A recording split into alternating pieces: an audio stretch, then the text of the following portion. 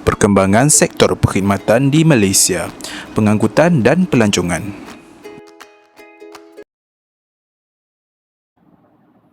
Sektor perkhidmatan di Malaysia.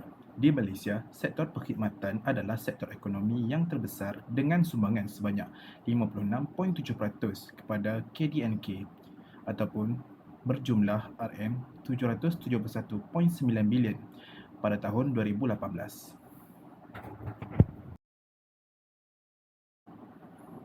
Sektor perkhidmatan yang ada di Malaysia merangkumi perdagangan borong dan runcit, makanan dan minuman serta penginapan, pengangkutan dan penyimpanan, hartanah dan perkhidmatan perniagaan, maklumat dan komunikasi, kewangan dan insurans, perkhidmatan kerajaan, utiliti dan perkhidmatan lain. Menurut Pertubuhan Pelancongan Sedunia (OPD), pelancongan didefinisikan sebagai melakukan perjalanan dan tinggal di tempat-tempat di luar persekitaran yang biasa bagi mereka untuk tempoh tidak melebihi 1 tahun berturut-turut untuk tujuan bersantai, perniagaan dan maupun lain-lain tujuan.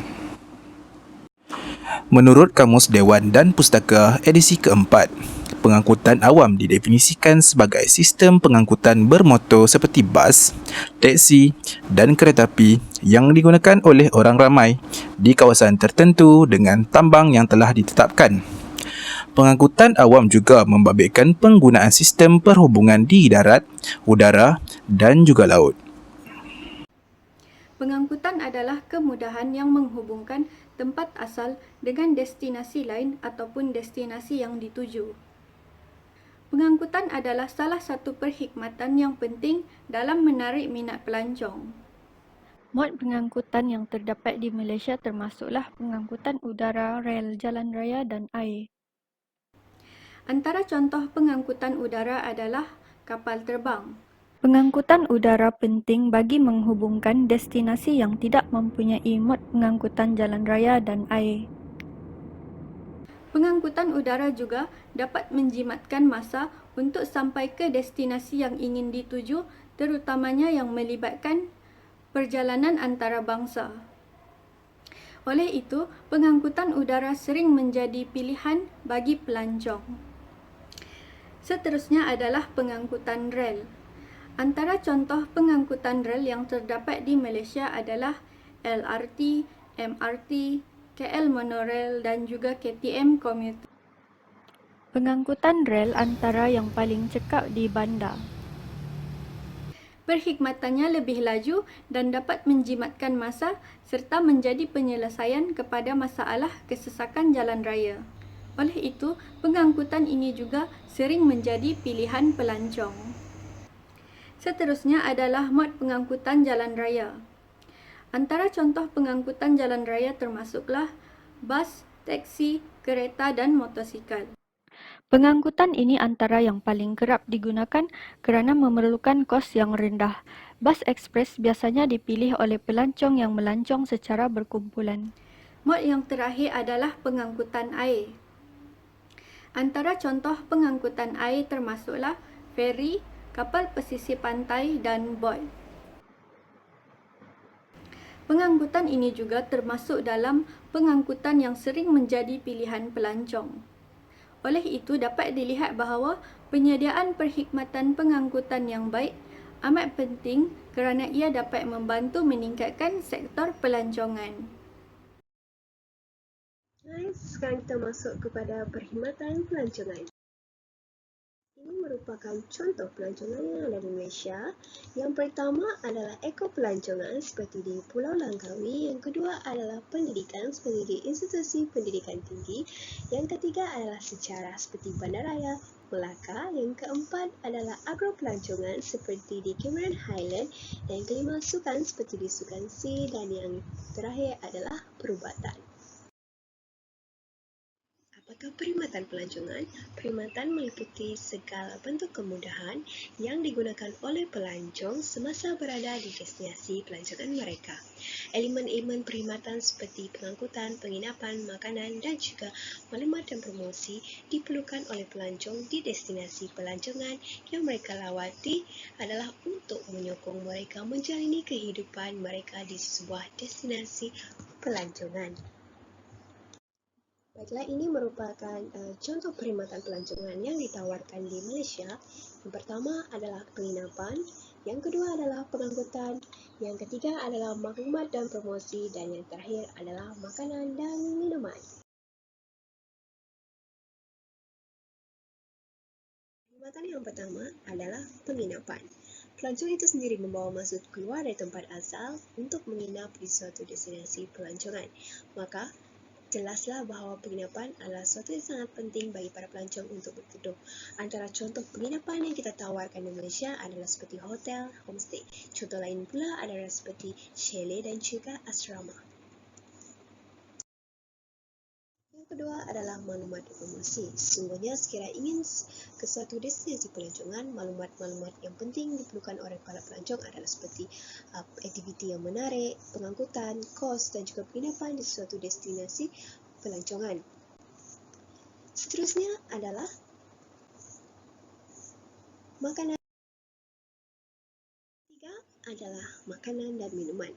Makanan dan minuman bukan saja menjadi keperluan bagi para pelancong, malahan menjadi tarikan kepada para pelancong. Hal ini kerana Malaysia mempunyai banyak makanan yang sedap dan juga unik daripada setiap negeri. Makanan ini menjadi tarikan kepada pelancong, terutamanya kepada pelancong yang melancong untuk makanan seperti food hunter. Seterusnya adalah pengangkutan. Perkhidmatan pengangkutan dalam sektor pelancongan. Pengangkutan ini terbagi kepada 3 mod, iaitu udara, air dan juga darat. Contoh pengangkutan darat adalah seperti bas ekspres, taksi dan juga kereta api. Contoh bagi pengangkutan udara adalah kapal terbang. Manakala pengangkutan air seperti kapal layar banyak digunakan untuk berehat dan juga berhibur. Sekian, terima kasih. Assalamualaikum dan selamat sejahtera. Nama saya Khalid Ismail bin Abdul Rahman. Pada hari ini, saya ingin menerangkan mengenai pembangunan, pelancongan dan pengangkutan.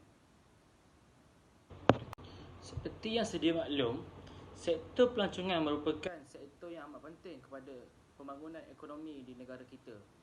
Negara kita sangat bertuah kerana mempunyai alam semenjadi yang indah dan unik seperti hutan, iklim dan cuaca yang tidak melampau, banjaran gunung dan pulau-pulau serta spesies-spesies flora dan fauna yang amat banyak di negara kita. Apabila sektor pelancongan ini semakin bergiat maju, maka sektor-sektor yang lain juga akan terikut sama untuk dibangunkan. Sektor pengangkutan saling berkait rapat dengan sektor pelancongan. Ini kerana kepentingan sektor pengangkutan ini dapat dilihat apabila keperluan mereka untuk membawa masuk pelancong-pelancong dari negara asal dan semasa mereka berada di negara ini. Tanpa sistem pengangkutan yang baik, maka amat sukarlah untuk memajukan ke kawasan pelancongan di kawasan tersebut. Kedua-dua jenis pengangkutan ini amat penting dalam pembangunan sesebuah destinasi pelancongan, di mana ianya saling berkait rapat antara satu sama lain. Sebagai contoh, apabila seorang pelancong daripada Australia ingin melancong ke Malaysia, beliau memerlukan pengangkutan udara untuk sampai ke negara ini. Dan apabila pelancong tersebut sampai ke negara ini, beliau akan menggunakan pengangkutan yang lain pula untuk sampai ke destinasi yang beliau inginkan. Oleh itu, pembangunan sektor pelancongan amatlah penting bagi menarik lebih ramai lagi pelancong datang ke negara kita. Mengikut statistik pada tahun 2016, negara kita telah menerima seramai 6.48 juta pelancong pada suku tahun yang pertama, dengan 3.24 juta datangnya daripada pelancong Singapura, diikuti 0.67 pelancong daripada Indonesia dan 0.38 juta pelancong daripada China, dan selebihnya adalah daripada negara-negara yang lain. Seterusnya, hubungan pengangkutan dan juga pelancongan. Pengangkutan sangat penting kepada sektor pelancongan. Dalam perkembangan dan pembangunan sektor pelancongan di Malaysia, peningkatan jumlah pelancong telah meningkatkan permintaan terhadap perkhidmatan-perkhidmatan berkaitan seperti pengangkutan. Sistem pengangkutan menjadi produk pelancongan yang menjadi daya tarikan kepada pelancong seperti beca, LRT, monorail dan kabel kar. Terdapat dua jenis pengangkutan di dalam industri pelancongan. Aliran yang pertama adalah pengangkutan yang membawa masuk pelancong dari tempat asal ke destinasi atau negara yang ditujui, manakala aliran pengangkutan yang kedua adalah aliran pengangkutan dalaman yang membawa pelancong ke kawasan tarikan yang disediakan. Bagi analis pengangkutan dalaman, ianya mengambil kira sistem rangkaian pengangkutan termasuk jalan raya, kereta api, lapangan terbang setempat dan laut, sungai, pelabuhan tasik di samping kapasiti mengangkut penumpang atau pelancong. Pengangkutan yang cekap menyebabkan perjalanan menjadi mudah dan cepat seperti komuter dan kapal terbang. Kapal terbang merupakan salah satu pengangkutan utama kepada pelancong dari luar negara maupun dalam negara yang ingin melancong ke sesuatu tempat. Sebagai contoh, pelancong daripada luar negara seperti ingin melancong ke Malaysia akan memerlukan pengangkutan udara sebagai jalan masuk ke negara tersebut, dan apabila pelancong tersebut sampai di Malaysia, beliau akan menggunakan pengangkutan yang lain pula untuk sampai ke destinasi yang dikehendaki. Jika pergi ke Melaka, sudah semestinya akan melihat pengangkutan beca yang dihias dengan cantik dapat menarik perhatian pelancong menaikinya untuk mengelilingi bandaraya tersebut. Selain itu, bagi pelancongan ke pulau-pulau yang terdapat di serata Malaysia juga menyediakan pengangkutan laut seperti kapal dan sebagainya untuk menuju ke pulau. Pengangkutan sememangnya mempunyai hubungan yang berkait rapat dengan sektor pelancongan, kerana dengan adanya kemasukan pelancong akan menambahkan lagi permintaan pengangkutan. Kepentingan sektor pelancongan dan pengangkutan kepada ekonomi negara adalah seperti berikut. Yang pertama adalah memangkin ekonomi. Ekonomi negara bergantung kepada industri pelancongan. Sosioekonomi luar bandar pula berkembang apabila mendapat peluang pekerjaan seperti pemandu pelancong, restoran dan rumah inap untuk menampung jumlah pelancong. Manakala di kawasan bandar pula, pelancongan kesihatan dapat dijana oleh hospital-hospital swasta sekaligus menambah bilangan pengunjung dan hotel. Seperti mana perkhidmatan kesihatan di negara adalah berpatutan berbanding di negara asal pelancong.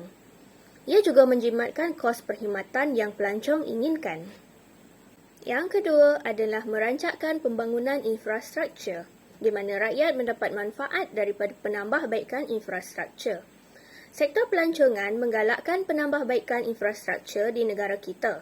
Contohnya, terdapat lapangan terbang yang dibina hampir di setiap negeri. Contohnya adalah lapangan terbang antarabangsa Langkawi, dan ia memudahkan pelancong mendapat akses untuk ke tempat yang ditujui tanpa pelancong mengharungi jalan yang jauh. Seterusnya adalah rakyat mendapat manfaat daripada penambahbaikan infrastruktur. Infrastruktur seperti jalan raya dan pengangkutan awam menjadi semakin baik di kawasan luar bandar. Kawasan yang mempunyai lokasi tarikan pelancong seperti pantai air terjun dan gua memerlukan tahap ketersampaian yang baik. Yang ketiga adalah budaya dan alam semula jadi dihargai.